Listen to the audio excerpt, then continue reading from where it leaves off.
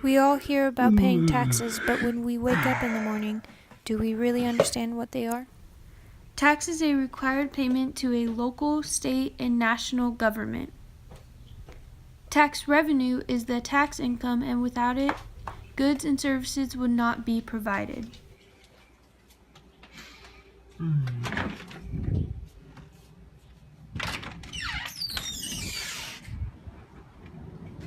Everything subject to tax is called a tax base.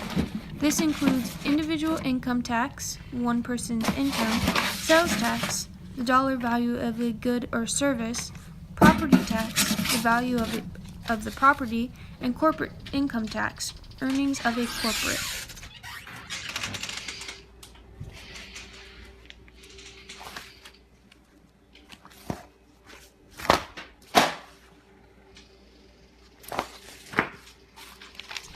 The W-2 form is sent to an employee by their job before taxes are due.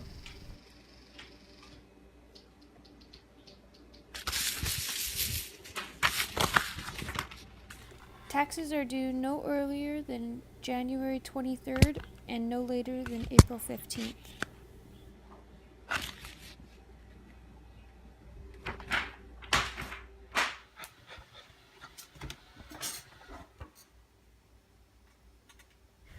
While filing your taxes, keep in mind the size of your household and which forms you need to submit.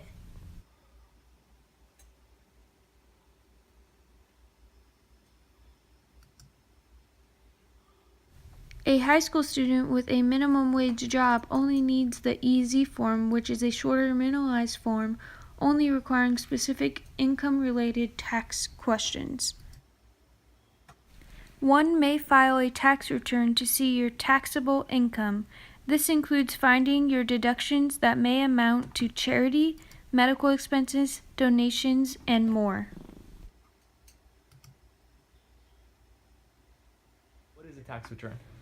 A tax return is a form that you fill out to let the IRS know how much income you generated and how much tax you need to pay or that you've overpaid. How would you go about completing a tax return? What do you mean?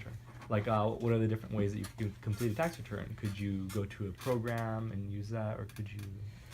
Okay. So there's lots of different ways of being able to complete a tax return. The way we do it here is we have software that we buy, and we pay them, smart people at the other end, to be able to put together, all the tax codes so that when you input it, it generates the forms for you. There's other ways of doing it. You can buy TurboTax and do it yourself. If it's a simple return, that'll work. Or there's also online. They have some free tax programs that you can do it yourself. Or you can just go get the paper forms and actually write in the numbers and turn them in. What are the factors that would affect the amount of taxes that an individual has to pay? Well, are we talking about an individual tax return or corporate tax return? An individual. Okay, so individual tax return, the factors would be obviously the income that you generate and the various different types of tax that would associate it. So there's income tax, obviously, but if you're self-employed, there'd be self-employment tax. You might, there could be all sorts of different other taxes and credits that would affect it. But the other part of it would be deductions. You have standard deductions, or you can itemize. There's also a lot of credits that are available. So, like for instance, if you have a kid, then you could qualify to be either head of house or you get credits. So that'd be an example of a deduction, is to claim a. Okay, there's a difference between a deduction and a credit. A deduction reduces taxable income. A credit is actually reducing the tax itself, right? So those are real dollars. Deductions reduce income, which then gets multiplied at whatever your tax rate is. All right, awesome. For an example, what would my form possibly look like if I was like a high schooler making minimum wage? Okay. Well, assuming that you have a job that you get a W-2 at, there's a lot of other forms. Well, mainly it's W-2 or 1099. That's Mhm. mostly what it is. So if somebody pays you a 1099 income, that means they're not taking out the taxes for you, and so therefore you get to pay the payroll taxes in addition to income tax. Would I possibly have any deductions or any credit that would go into that if I was a high schooler making minimum wage? No. All right. No, the only thing you'd have to worry about is, if you were a high schooler, I'm assuming you're living with your parents, they're Mhm. paying for the majority, so they would be able to claim you, so you wouldn't be able to claim yourself. I see. If I was if I had a solid career and then I had a family, would I use a different form? And then how would also the amount of taxes that I pay vary? Yeah, they do have simplified forms if you have a simple tax return. Okay. So you can use a 1040, which is the standard form. You also have a 1040 EZ, which would be if you had very simplified, and they also have a 1040A, which would be somewhere in between. But they're just simplified forms of the 1040. Mhm. So if I had the family, then I'd be able to claim them as dependents? Correct. Mm-hmm. Right. So everybody that's in your household, you'd be able to claim as a dependent. All right. Who are exempt from taxes? People that don't make enough money, they're exempt. Do you know what the cutoff is for that? Not off the top of my head. Usually, if you make less than about $4,000, you don't need to pay any taxes. There are people that don't have taxable income, so they might have income, but let's say they're just getting Social Security. Mm-hmm. They wouldn't. That would be a form of income that would be taxed. Right. Well, Social Security isn't taxable unless you have other income to go with it, and then it becomes partially taxable. And last one, where does the money from the tax return go? That's a good question, isn't it? So where do your taxes go after you pay them? Mm-hmm. Well, I mean, in California we have federal and we have state tax. So California tax is a big deal too.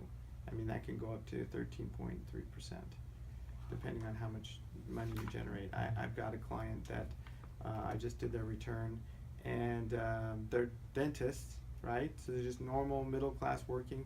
They had a really good year. They made almost $1 million, and That's a pretty good year. that's a pretty good year. And their marginal tax rate, which means the last tax dollars that they paid, they were paying 51% when you added federal and state together. 51%. They're paying more than half of whatever they're Their making income. in taxes. So there's a big problem here. When you have low income generators, Mm-hmm. they actually can get a refund of money that they didn't pay in through an earned income credit. So if you're making, let's say you're married and you have a kid and you make $14,000, $15,000, $18,000, you could get back several $1,000s of money that you didn't pay in. Just due to the income. So part of that money that you're paying in goes to subsidize low income. Part of your money goes to, well, I mean, we're talking federal tax dollars or we're talking California state dollars? Either state or federal. California state dollars, approximately 50% of all the taxes go to pay for your guys' schooling. Education is almost 50%. A lot of it goes to pay for social services, Mm-hmm. such as the welfare programs. And in the state, they also pay for roads and stuff like that. Most of it goes to schooling, though. Not just high school, but The whole school college, system. professors, all of the Cal State systems. Those are subsidized by the California government. Federal government pays for all sorts of things. Defense. Mm-hmm. Somebody's got to pay for the military. Somebody's got to, there's a lot of government jobs out there.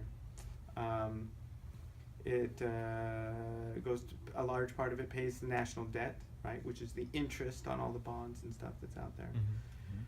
Mm-hmm. And we also kind of subsidize some other governments. There's a lot of things that the federal government does to do with that.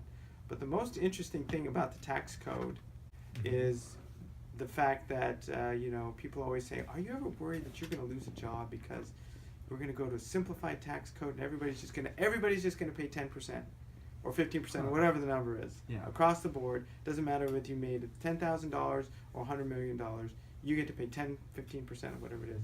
The problem is that the government uses the tax code to change the way you live. They manipulate to a certain extent how they want you to spend your dollars.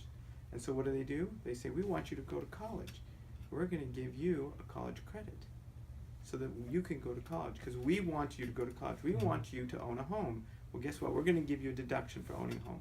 We want you to adopt. We're going to give you a credit for adopt. We want you to buy electric cars. We're going to give you a credit for that. They don't give you credits. They don't give you deductions for having credit card interest, only home mortgage interest. So what they do is they use that To an extent, they save you money when you're doing something. That when they they're doing want you to something do. that they want you to do. I Right, see. right. All right, so Social engineering. There's a couple things, and I kind of touched on them. One is the majority of the tax is paid by a very small minority of people. 50% of Americans don't pay any federal income tax. 50%, while the rich get hit much, much harder.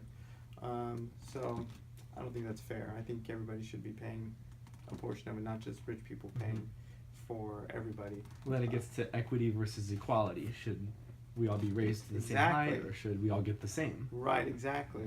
But the other thing is, I don't really like myself the earned income credit, because what happens is, I don't know if you've heard about this, but there was like $4 billion worth of fraud that happened because the federal government sent out checks to people, right, that filed fraudulent returns and got money back.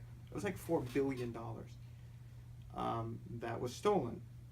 Well, that money was stolen because of the earned income credit, where people can file a return that made no money or very little money and get a big fat check back for thousands of dollars. That fraud would go away if there was no earned income credit.